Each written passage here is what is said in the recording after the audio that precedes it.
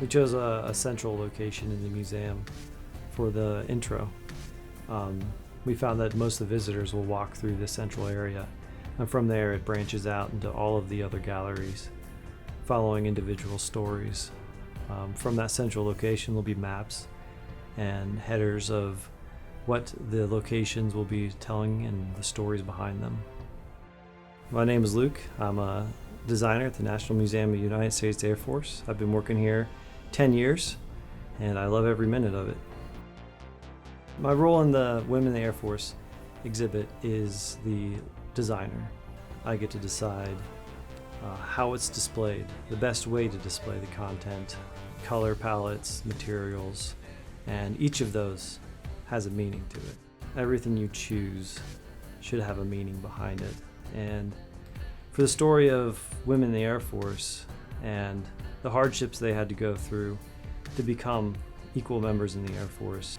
So the steel plates represent the walls that the women came up against as they made their way through history, laying the foundations, and they had to break their way through that. So we decided to cut silhouettes of the women of that era into each of the steel plates.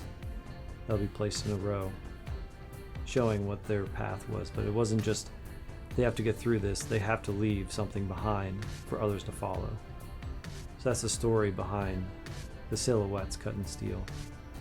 And to do that process, we had to outsource it to a laser cutting lab, and they had to engineer and cut those steel plates, and they shipped them to us, and that's where we begin the process of refining the edges, welding up the bases, cutting holes for the floor anchors, and making it safe for a visitor, while at the same time being the first people to touch and interact with them.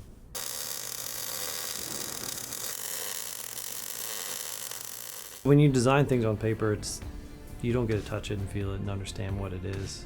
And when you give it to the shop and they start building it, start grinding on it, they understand that this is an actual piece of work and it is not finished until it feels right to them and ultimately to the visitor.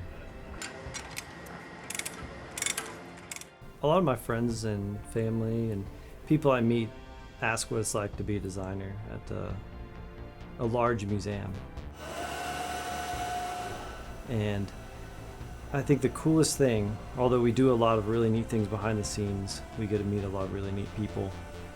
But the coolest thing is the opening nights when you see the actual families of the heroes there, or sometimes even the heroes themselves, seeing the exhibit that honors them and honors the Air Force, and knowing yourself that you'll never get credit, no one will ever know you did it. You don't mind, it's not for you. It's for them, and just seeing that honor they get in that moment is amazing. The world will always be up against barriers that need to be broken, and this story is one of those, to show where things come out, where we are now today, because of those who are brave enough to step up and be what we need in those times. And those women stood up, and they accomplished that. They proved it in World War II, they prove it today. The story in itself is very powerful, but to read how the women conducted themselves, how they were able to step into unwanted roles and step up and overcome and prove that they could do things even better than their male counterparts and then become leaders, shows that anyone can be anything.